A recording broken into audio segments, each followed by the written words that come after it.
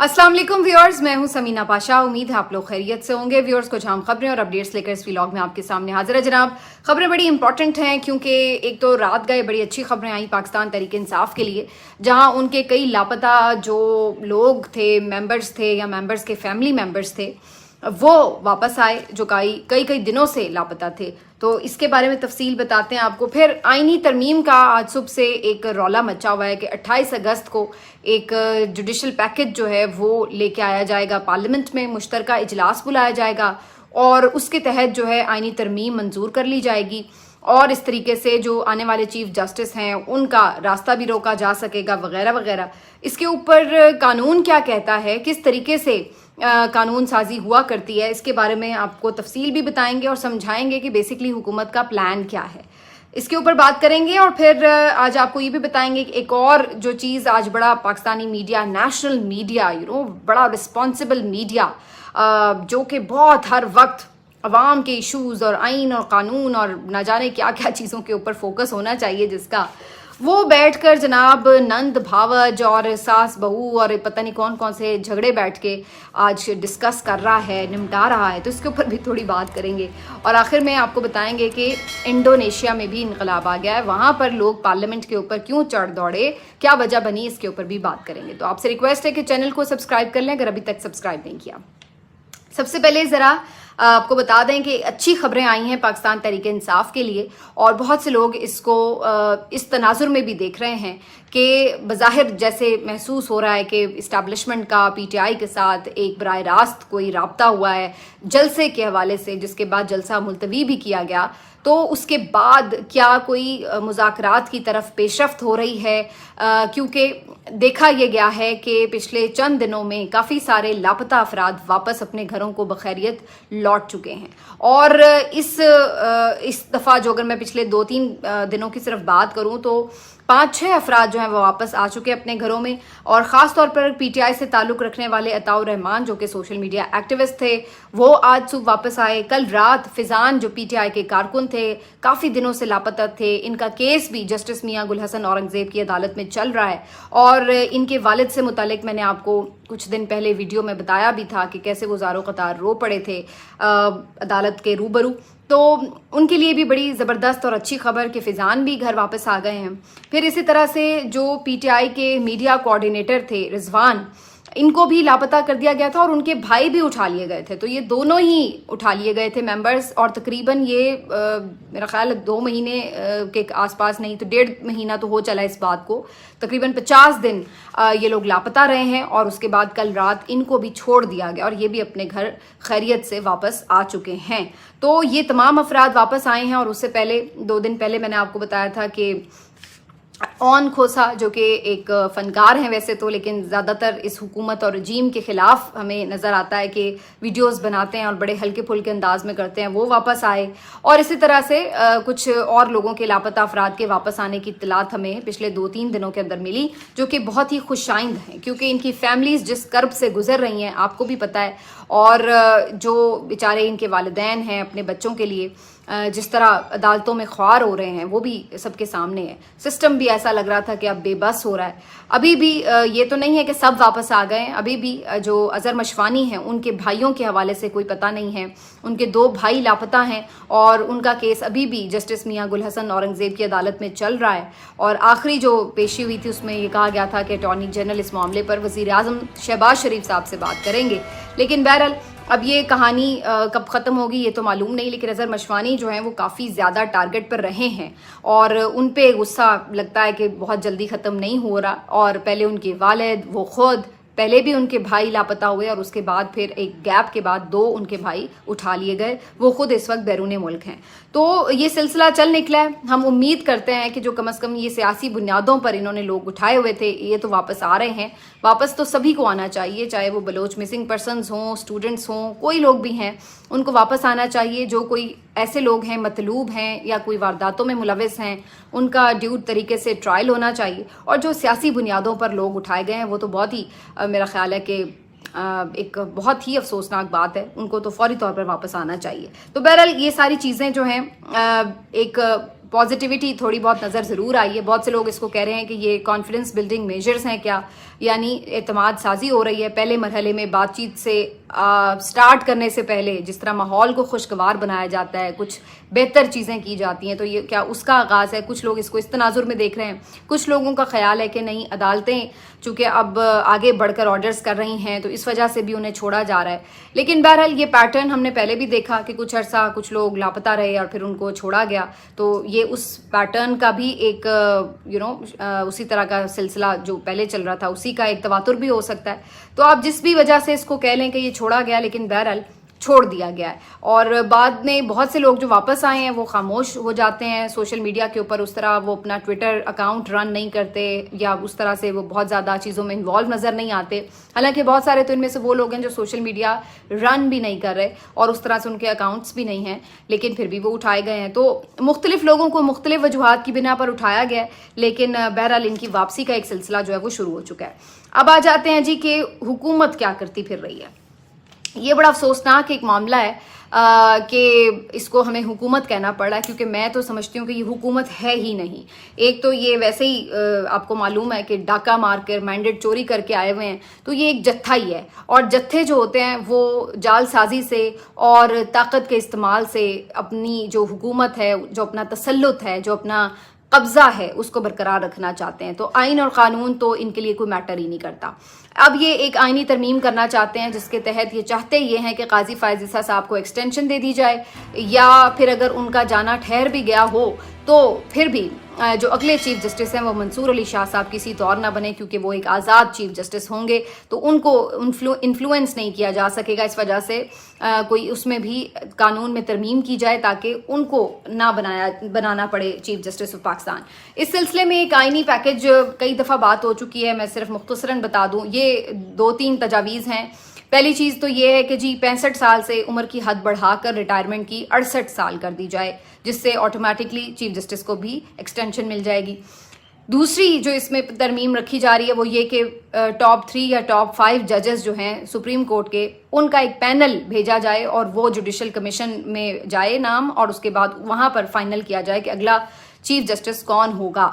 تو اس طرح سے ان کی اپوائنٹمنٹ کی جائے. اس میں بھی یہی بیسکلی بدنیتی ہے حکومت کی کہ 5 نام جائیں گے اور ان میں سے جو ووٹ ہیں زیادہ اگر حکومت اپنے حق میں اکٹھے کر لے گی تو وہ آرام سے اپنے پسند کا چیف جسٹس بھی نامزد کر سکے گی. اور تیسری جو اس میں خطرناک بات ہے وہ یہ ہے کہ مختلف جو ہائی کورٹ کے ججز ہیں ان کو ادھر ادھر شفل کیا جا سکے. اب اس کی وجہ اسلام آباد ہائی کورٹ واضح طور پر نظر آتی ہے.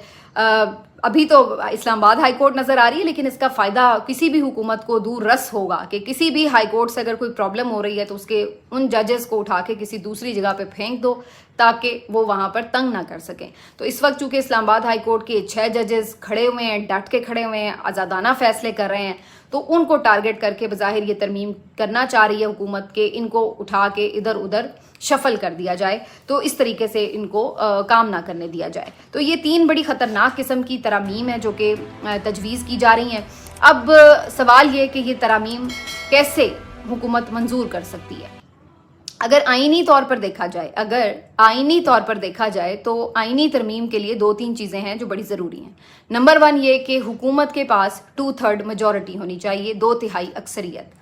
نمبر 2 یہ کہ آپ کو قومی اسمبلی سے علیحدہ آئینی ترامیم منظور کرنی ہوتی ہیں, اور پھر اس کے بعد اگر قومی اسمبلی میں منظور ہو جائیں تو پھر سینٹ میں آپ کو الگ سے 2/3 میجورٹی سے اس کو منظور کرنا ہوتا ہے, یعنی الگ الگ دونوں ایوانوں میں آپ کو اس کی منظوری چاہیے ہوتی ہے.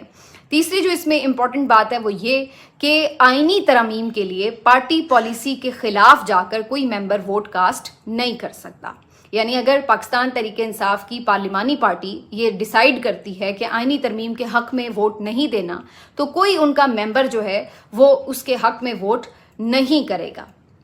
اور اگلی جو اس کی بات ہے وہ 63 جو اے آرٹیکل ہے اس کی تشریح بھی ہے کہ اگر کوئی ممبر اس کے باوجود بھی جا کے اپنی جو پارٹی ہے اس کے فیصلے کے خلاف جا کر ووٹ کاسٹ کرتا ہے تو نہ صرف یہ کہ اس کا ووٹ گنا ہی نہیں جائے گا بلکہ وہ اپنی اہلیت بھی کھو دے گا, اپنی جو سیٹ ہے قومی اسمبلی کی اس سے بھی اس کو مستعفی ہونا پڑ سکتا ہے.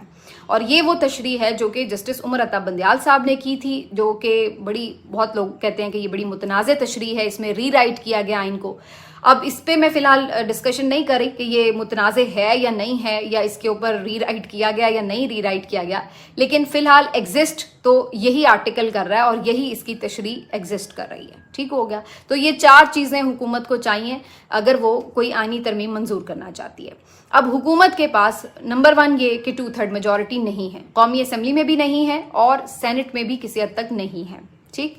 اس کے بعد یہ کہ اب حکومت نے اس کا ایک نیا پلان جو سوچا ہے وہ یہ ہے کہ جناب ہم ایک مشترکہ سیشن جو ہے وہ کال کر لیں، اور مختلف صحافی آج اس کو اسی طرح سے اناؤنس کر رہے ہیں کہ یہ جو مشترکہ سیشن ہے یعنی جوائنٹ سیشن، قومی اسمبلی کے بھی ممبرز اور سینٹ کے بھی ایک ساتھ بیٹھیں گے ایک ہی جگہ پر، اور اس میں اوور آل ایک 2/3 میجورٹی جو ہے وہ حاصل کر لی جائے اور اس میں جو ہے یہ آئینی ترمیم منظور کر لی جائے، جو کہ آئینی ترمیم منظور کرنے کے طریقہ کار کے برخلاف ہے جو آئین بتاتا ہے. آئین نے بتا دیا ہے واضح طور پر کہ الگ الگ دونوں ہاؤسز سے آپ کو یہ منظور کرانی ہے، جبکہ حکومت یہ چاہ رہی ہے کہ نہیں، ہم ایک ساتھ ہی بلڈوز کر دیں اور دونوں ہاؤسز اکٹھے کر کے نمبرز کہہ دیں کہ ہمارے پورے ہیں.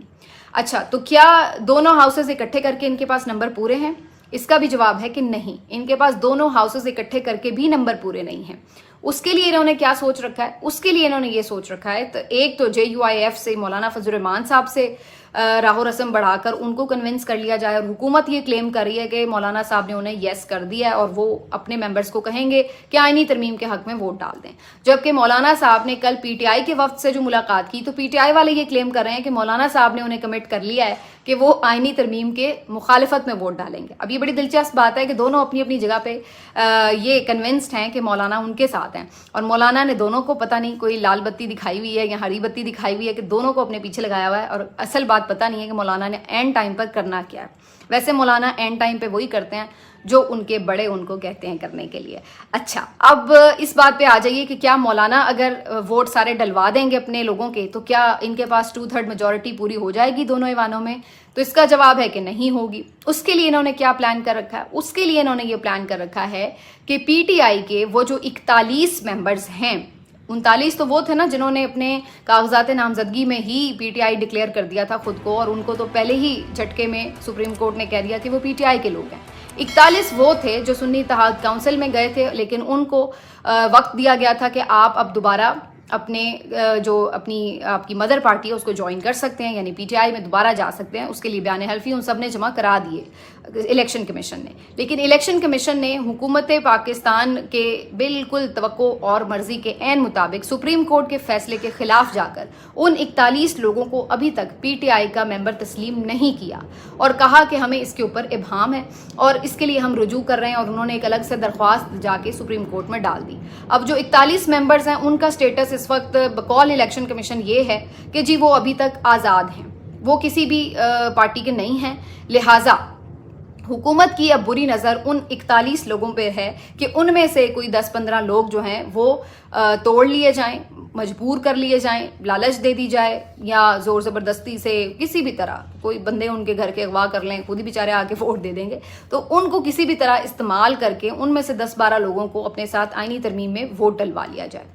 تو وہ جو 41 لوگ ہیں وہ اس وقت جو ہے وہ نشانے پر ہیں، اور ان کی وجہ یہ ہے جو میں آپ کو بتا چکی ہوں. اس طریقے سے یہ کلیم کیا جائے گا الیکشن کمیشن کی طرف سے کہ چونکہ یہ آزاد ممبرز تھے تو یہ کسی پارٹی پالیسی کی محتاج نہیں تھے، لہٰذا ان کو اگر وہ اپنی مرضی سے ووٹ ڈال رہے ہیں آئینی ترمیم میں تو ان کا ووٹ جو ہے وہ کاؤنٹ بھی ہوگا. تو یہ بیسکلی حکومت کا اس وقت ایک پلان ہے جو کہ نظر آ رہا ہے کہ کس طریقے سے آئینی ترمیم یہ ڈیسپریٹ ہیں کہ انہوں نے پاس کرنی ہے، اور اس کے مقصد میں آپ کو پہلے بتا چکی ہوں. لیکن ہمارے بہت سے دوست جو کہ بڑے نادان ہیں وہ انہیں یہ سمجھا رہے ہیں کہ جی آئین میں ایسا پاسبل نہیں ہے کہ آپ اکٹھے بلا لیں، الگ الگ کروانا ہے. کوئی سمجھا رہا ہے کہ ان کا ووٹ ہی نہیں گنا جائے گا، کوئی کچھ سمجھا رہا ہے، کوئی کچھ سمجھا رہا ہے. اور ایک بات تو یہ بھی ہے کہ ابھی سینٹ مکمل بھی نہیں ہے تعداد میں. آپ کو پتہ ہے خیبر پختونخوا کے الیکشنز ہی نہیں ہوئے ہوئے سینٹ کے، تو سینٹ تو مکمل ہی نہیں ہے اپنی تعداد میں، لیکن یہ آئینی ترمیم کرنے چلے ہیں. تو میں ان نادان دوستوں سے صرف یہ کہوں گی کہ میرے پیارے بھائیوں اور بہنوں، آپ کن لوگوں کو سمجھا رہے ہیں؟ کیا آپ سمجھتے ہیں کہ ان لوگوں کو یہ نہیں پتا کہ یہ کیا کرنے جا رہے ہیں اور کیوں کرنے جا رہے ہیں اور یہ غیر قانونی ہے؟ لیکن ان کو تو بیسکلی عادت ہو چکی ہے بار بار آئین شکنی کرنے کی، آئین کے خلاف جا کر کام کرنے کی. اگر آپ کو بھول گیا تو میں یاد دلا دیتی ہوں کہ جب پنجاب اور خیبر پختونخوا کی اسمبلیاں توڑی گئی تھیں تو اس وقت 90 دن میں الیکشن ہونے تھے، لیکن اس حکومت نے الیکشن نہیں کرائے تھے۔ اس کے بعد جب قومی اسمبلی بھی ڈیزالو ہو گئی تو 90 دن میں الیکشن ہونے تھے، لیکن اس حکومت نے اس وقت بھی الیکشن نہیں کروائے اور 6 مہینے بعد جا کر جو ہیں اس ملک میں الیکشن ہوئے تھے فروری میں۔ اس کے بعد یہ حکومت جو کہ صاف شفاف الیکشن کے طور پر سامنے آنی چاہیے تھی، آپ سب کو پتہ ہے کہ کس طرح مینڈیٹ چوری کر کے مسلط کی گئی ہے۔ اس کے بعد آپ یہ دیکھ لیجئے کہ یہ حکومت سپریم کورٹ کے فیصلے کو نہیں مان رہی جو کہ آئین کہتا ہے کہ ماننا ہے۔ اس کے بعد یہ حکومت ایک نامکمل ایوان سے آئینی ترمیم منظور کرانے چلی ہے، یہ بھی ایک غیر آئینی کام ہے۔ اور پھر انہوں نے اسی طرح جعلی ووٹوں کے اوپر سارے اپنے صدر بھی منتخب کرا لیے، اپنے ممبر سینٹ بھی منتخب کرا لیے۔ تو سارا ہی یہاں پر جو کام ہے وہ اس قدر غیر آئینی اور آلودہ ہے، یہ پورا کا پورا اس وقت جو ایک سیٹ اپ بنا ہوا ہے کہ اس کو پتہ نہیں ٹھیک کیسے کرنا ہے اور کیسے یہ ہوگا۔ اس لیے جو اب یہ نئے الیکشنز کی بازگشت ہے وہ اسی لیے ہے کہ اتنا گند پڑ چکا ہے کہ اس کی صفائی بڑی مشکل ہو چکی ہے۔ تو بہرحال حکومت سے تو مجھے کوئی امید ہی نہیں ہے کہ یہ آئین اور قانون کی کوئی پاسداری کرے گی، یہ تو ایک جتھا ہے اور انہوں نے پہلے بھی آئین کی اور قانون کی کب پرواہ کی ہے جو یہ اب کریں گے۔ انہیں صرف اپنا ایک جو مقصد ہے وہ نظر آ رہا ہے، اور وہ ان کو یہ نظر آ رہا ہے کہ قاضی صاحب رہیں گے تو ہماری حکومت رہے گی، اگر قاضی صاحب چلے گئے اور کوئی آزاد جج آ گیا اور الیکشن ٹریبونلز کے فیصلے ہونے لگے تو پھر ہمارے پاس تو کچھ نہیں بچے گا۔ تو یہ تو صرف یہ ہوگا کہ حکومت بھی جائے گی بلکہ ان کی کارستانیاں بھی کھلیں گی کہ یہ کس طرح سے انہوں نے سارا مینڈیٹ چوری کیا ہے۔ اس خوف کے مارے اب یہ مزید آئین شکنی کر رہے ہیں، بار بار کر رہے ہیں۔ تو اس لیے یہ ان کا پلان ہے، لیکن اب سوال یہ کہ کیا ان کا یہ پلان کامیاب ہوگا، یہ بڑا امپورٹنٹ سوال ہے۔ اس کی وجہ یہ ہے کہ پلان کامیاب ہونے کے لیے آپ کو یہ دیکھنا پڑے گا کہ پہلے تو اس ساری چیز کو کیسے آپ ایگزیکیوٹ کریں گے۔ دوسری بات یہ ہے کہ پھر اگر آپ اس طرح کسی غیر قانونی طریقے سے اپنی طرف سے کر بھی لیں گے آئینی ترمیم تو وہ فوری طور پر چیلنج ہو جائے گی۔ آئینی ترمیم جب سپریم کورٹ میں چیلنج ہوگی تو وہاں پر پھر وہی جج صاحبان بیٹھے ہوئے ہیں جن کے خلاف آپ یہ ساری سازشیں کر رہے ہیں، تو وہ پھر آپ کی اس آئینی ترمیم کے ساتھ کیا کریں گے؟ بے شک آپ شور میں چاہیں گے کہ پارلیمان سپریم ہے، لیکن بھائی جینون پارلیمان سپریم ہے، فارم 47 والا پارلیمان سپریم نہیں ہے۔ اس کے بعد آپ یہ کہیں گے کہ جی ہم نے جو آئینی ترمیم کی دیکھیے ججز نے اڑا دی، تو اس کی بہرحال اپنی ایک تاریخ موجود ہے، کئی ایسی مثالیں ملتی ہیں جہاں پر آئینی ترمیم کو کالعدم قرار دیا گیا ہے سپریم کورٹ کی طرف سے۔ تو اگر آپ یہ غیر قانونی کام کر بھی لیں گے تو اس کے باوجود بھی یہ مسئلہ سپریم کورٹ میں جاتا ہوا نظر آ رہا ہے، اور وہاں پر ججز اچھی طرح پھر خبر لیں گے کہ جو آپ یہ ان کے خلاف سازشیں کرتے پھر رہے ہیں۔ تو بہرحال یہ ساری صورتحال ہے۔ بہرحال ابھی پورا ایک سٹیج جو ہے حکومت نے سجا کر اور اپنے سارے جو چیلے چمچے ہیں ان کو اس کام پہ لگایا ہوا ہے کہ ہو آ رہی ہے آئینی ترمیم، روک لو تو روک سکو، بندوبست ہو گیا، بندے پورے ہو گئے، یہ ہو گیا وہ ہو گیا۔ تو ابھی یہ ذرا چھٹیاں ختم ہو رہی ہیں، سپٹمبر سٹارٹ ہونے لگا ہے، اور اس کے بعد ان کی ساری غلط فہمیاں جو ہیں وہ آہستہ آہستہ دور ہوتی چلی جائیں گی۔ آخر میں اس پہ بات کر لیتے ہیں کہ انڈونیشیا کی جو عوام ہے وہ بھی آج انقلاب کے دروازے پہ دستک دیتے ہوئے بلکہ دروازہ کھول کر اندر داخل ہو گئی۔